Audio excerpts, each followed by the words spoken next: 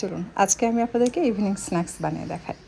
এর জন্য আমি এখানে 1.5 কাপ পানি নিয়েছি। পানিতে বলক আসার পর দিয়ে দিচ্ছি নারিকেল। এখানে নারিকেল আছে 1.25 কাপের মতো, চিনি আছে 1/4 কাপের একটু বেশি, হাফ চা চামচের একটু কম লবণ। সব কিছু মিশিয়ে জাল করে খুব ভালোভাবে বলক তুলে নিতে হবে।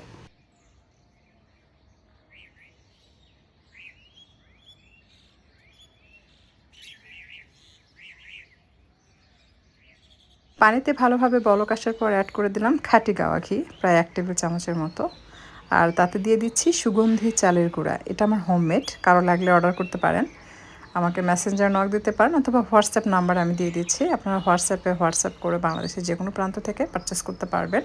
যেহেতু সামনে কুরবানি ঈদ, অনেকেই আছেন চালের আটার রুটি দিয়ে মাংস খেতে পছন্দ করেন, আবার অনেকেই কিন্তু চিতই পিঠা বা ছিটা রুটি দিয়েও ঈদের মাংস খেতে পছন্দ করেন। সো আপনারা চাইলে নিতে পারেন। আর যে পরিমাণ পানি সেই পরিমাণ চালের গুঁড়া দিয়ে মিক্স করে নিলে আপনার ডোটা রেডি হয়ে যাবে। এরপর আপনি চাইলে ঢাকনাতে ঢেকে কিছুক্ষণ রেখে দিতে পারবেন। যে সময় চালের গুঁড়া দিবেন সেই সময় চুলার তাপ একদম হালকা রাখবেন, তা না হলে ভিতরে চালের গুঁড়া দলা হয়ে সাদা সাদা হয়ে থাকে।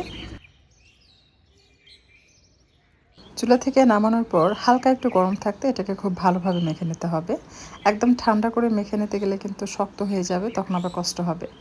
তাই গরম গরম থাকতেই এটা হালকা একটু চালের গুঁড়া দিয়ে মেখে নেবেন। খুব সুন্দরভাবে মাখানো হয়ে গেলে গোল করে তৈরি করে তারপর রুটি বেলে নিতে হবে। রুটিটা একটু মোটা করে বেলবেন।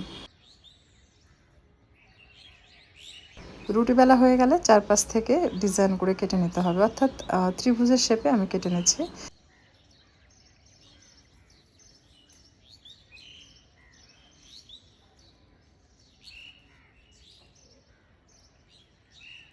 তো এভাবে ত্রিভুজের মতো করে কেটে মাঝখানে কাঁটা চামচের সাহায্যে এভাবে একটু ছিদ্র করে নেবেন, তাহলে ভিতর থেকে খুব সুন্দরভাবে মুচমুচে হবে।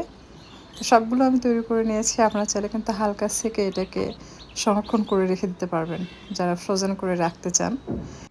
ভাজার জন্য প্যানে পরিমাণ মতো তেল দিয়ে তেল ভালোভাবে গরম করে নিতে হবে। মাঝারি তাপে রেখে তেল গরম হয়ে আসলে পিঠাগুলো ছেড়ে গোল্ডেন ব্রাউন করে ভেজে নেবেন। এরপর তেল ঝরিয়ে উঠে আপনি চাইলে যে কোনো কাচের বা প্লাস্টিকের জারে রেখে দিতে পারবেন। 2-4 দিন কিন্তু রেখে খাওয়া যায়। তাই বলবো না যে 1 মাস রেখে খাওয়া যাবে, কারণ বেশি দিন রাখলে কিন্তু তেলের গন্ধ হয়ে যাবে। তবে আপনি যদি জারে রাখেন মোটামুটি 7-8 দিন পর্যন্ত রাখতে পারবেন। এটা আসলে খুব সহজ একটা আইটেম, যখন মন চায় বানিয়ে নেওয়া যায়। সো এটা বানিয়ে রেখে দিতে পারেন বাচ্চাদের জন্য। বাচ্চাদের বিকালে দিতে পারেন, হাতে করে ঘুরে ঘুরে খাবে, সেই ছোটোবেলার স্মৃতি মনে পড়ে যায় আসলে।